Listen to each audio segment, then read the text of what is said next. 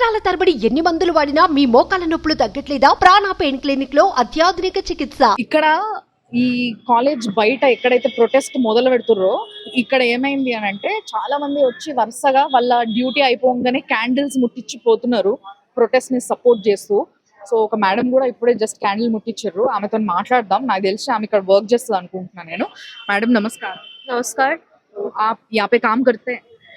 नहीं, ये मेरा ट्रेनिंग इंस्टीट्यूट है। Training institute. हाँ, या।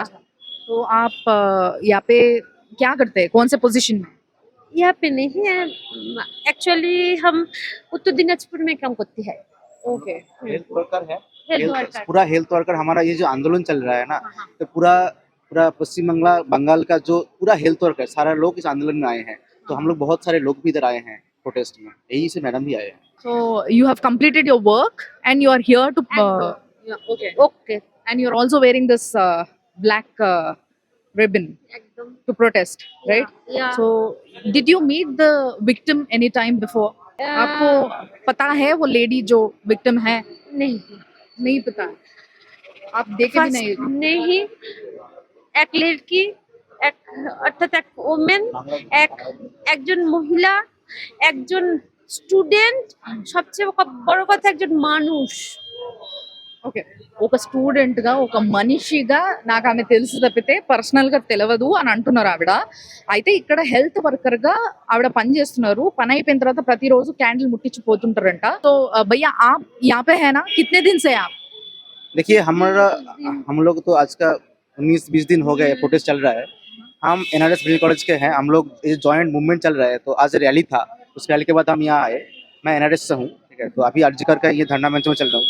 ये जो पूरा जो हमारा दीदी के साथ जो घटना हुआ है उसको पता चल गया है कि एक दीदी हमारा जो यहाँ पर चीफ मेडिसिन डिपार्टमेंट का PGD था सेकेंड ईयर का, तो उसके ऊपर जो ये जो नृशंस घटना हुआ है, जो उसके बाद हम लोग देखे थे जो घटना पर हुआ है, उसके बाद जो हुआ है, जो घटना हुआ है, तो हम लोग पहले दिन से ही देखे, पहला मोमेंट से ही कि यहाँ का जो अथॉरिटी है ये पूरा कोशिश कर रहा है कि जो एविडेंस है उसको ढाकने के लिए, उसका लेने के लिए, छुपाने के लिए कोशिश कर रहा है।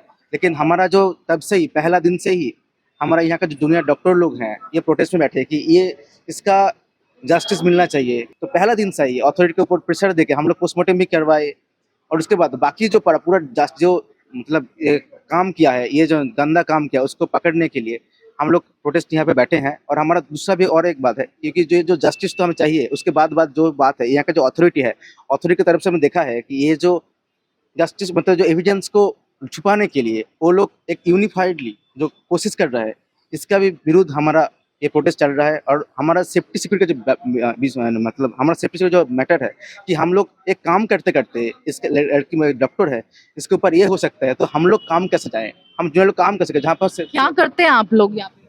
हम लोग इधर क्या करते हैं, क्या करते हैं? काम करते हैं? You are student? आंदोलन। अच्छा यहाँ पर हम धरना मंच चल रहा है, ये जो तो धरना मंच पे बैठते हैं, हमारा प्रोटेस्ट चलता है। नहीं, आप स्टूडेंट है? मैं यहाँ का स्टूडेंट नहीं हूँ, मैं NRS मेडिकल कॉलेज का एक स्टूडेंट हूँ। हमारा जो जॉइंट प्रोटेस्ट चल रहा है, तो जॉइंट प्रोटेस्ट की तरफ से हम लोग इधर आए हैं। आज हमारा रैली था, उसके बाद हम लोग इधर आए, हम लोग यहाँ बैठते हैं, प्रोटेस्ट करते हैं। और जो यहाँ पे आंदोलन चल रहा है, जो ये जो रेसिडेंट डॉक्टर है, PGDs है, इंटर्न है, स्टूडेंट है, सारा लोग इधर बैठे रहते हैं। हर कॉलेज में धरना मंच बैठे रहते हैं। ये चल रहा है हमारा। तो क्या है प्लान नेक्स्ट, क्या करने के लिए सोच रहे हैं आप?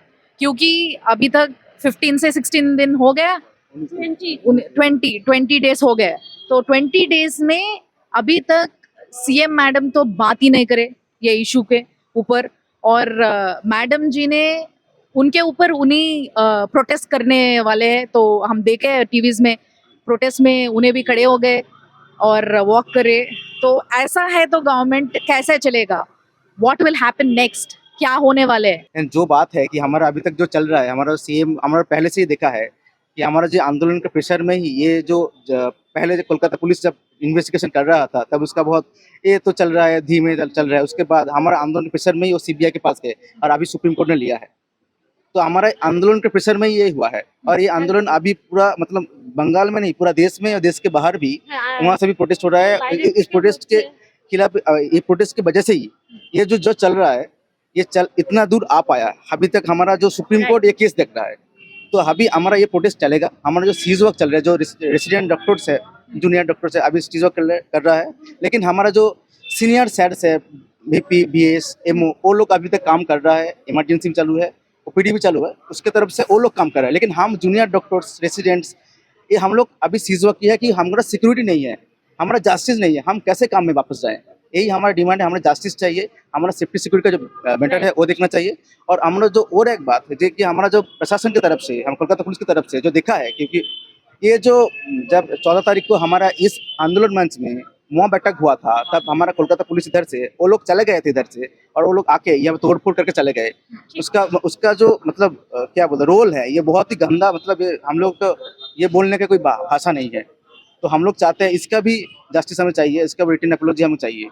तो ये सारा हमारे डिमांड्स है, हमारा सेफ्टी सिक्योरिटी का विषय, जस्टिस का विषय, और जो लोग यहाँ के अथॉरिटी में उस दिन में थे, ऑन ड्यूटी थे, वो लोग जो हम अथॉरिटी प्रिंसिपल मतलब सुपरिंटेंडेंट जिसमें उन लोगों को भी सारा प्रशासनिक जो पोस्ट है उससे निकाला जाए, संदीप घोष को भी निकाला जाए, प्रशासनिक पोस्ट से निकाला जाए एकदम करके। तो यही हमारे डिमांड्स है। Our demand justice. We want justice. చూసిండ్రు కదా, థ్యాంక్ యూ మేడం. సో చూసారు కదా, ఆ బ్రదర్ చెప్తున్న ముచ్చట ఏంది అని అంటే, ఆయన యాక్చువల్గా ఎక్స్ స్టూడెంట్ అంట. ఇక్కడ ఇప్పుడు ప్రస్తుతం అయితే వేరే దగ్గర వర్క్ చేస్తున్నారు. కానీ వాళ్ళ కాలేజ్లో ఇట్లా జరిగింది, ఇంతమంది స్టూడెంట్స్ తిరిగే జాగాలో ఇట్లా జరిగింది అని అంటే అది చాలా అన్యాయం. దానికి జస్టిస్ కావాల్సిందే.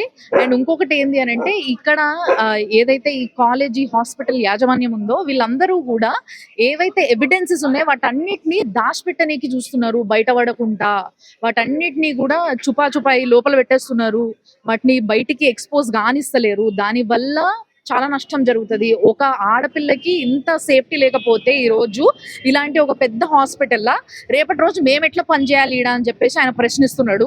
అండ్ ఇంకొకటి ఏంది అని అంటే, నేను మీది ఏదైతే మీ ప్రొటెస్ట్ చేస్తున్నారో 20 రోజుల నుంచి ఈ ప్రొటెస్ట్ ఎక్కడి వరకు వెళ్ళబోతుంది అని అడిగితే ఆయన నాకు చెప్పిన సమాధానం ఏంది అని అంటే, యాక్చువల్గా మేము 20 రోజుల నుంచి ప్రొటెస్ట్ చెయ్యబట్టే యాక్చువల్గా ఈ రోజు ఇప్పుడు ఇంత ఆందోళన నడుస్తుంది. ఇంకా లేకపోతే ఈ పార్టీకి ఎప్పుడో మూసేసేటోళ్ళు, ఈ టాపిక్ ని మూసేసేటోళ్ళు, ఇదంతా కూడా ఎండ్ చేసేటోళ్ళు, ఎవరు మాట్లాడకపోతుండే, ఇంత దారుణాన్ని ఎవరు అడ్రస్ చేయకపోతుండే. అయితే మేము డిమాండ్ చేస్తున్నది ఏంటి అని అంటే, ఇక్కడ ఎవరైతే ప్రిన్సిపల్ ఉన్నారో, ఇక్కడ ఎవరైతే సూపరింటెండెంట్ గా పనిచేస్తున్నారో వాళ్ళందరినీ కూడా డిస్మిస్ చేయాలి. అంటే ఇప్పుడు యాక్చువల్గా మనందరికీ తెలుసు, ఇక్కడ ఎవరైతే ప్రిన్సిపల్ ఉండేనో ఆయన ఇమీడియట్ గా ఈ ఇష్యూ జరగంగానే ఇమీడియట్ గా ఇక్కడ నుంచి రిజైన్ చేసి వెళ్ళిపోగానే గవర్నమెంట్ ఏం చేసిందంటే ఆయనని వేరే కోల్కతా మెడికల్ కాలేజ్ లా ప్రిన్సిపల్ గా అక్కడ తీసుకోవడం జరిగింది, అక్కడ జాబ్ లో పెట్టడం జరిగింది. సో ఎట్లా జరుగుతుంది, వాళ్ళందరినీ కూడా డిస్మిస్ చేయాలి, మేము అదే ఇప్పుడు కోరుతున్నాము అని చెప్పేసి ఇందాక భయ్యా కూడా చెప్పిండు అనమాట. సో వీళ్ళ ప్రొటెస్ట్ ఇట్లనే సాగుతుంటదంట. ఇంకొంతసేపట్లో ఇంకొంతమంది స్టూడెంట్స్ కూడా వస్తారు అని చెప్పేసి వాళ్ళు ఇందాక చెప్పడం జరిగింది. చూద్దాం ఇంకేం జరుగుతుందో ఇక్కడ.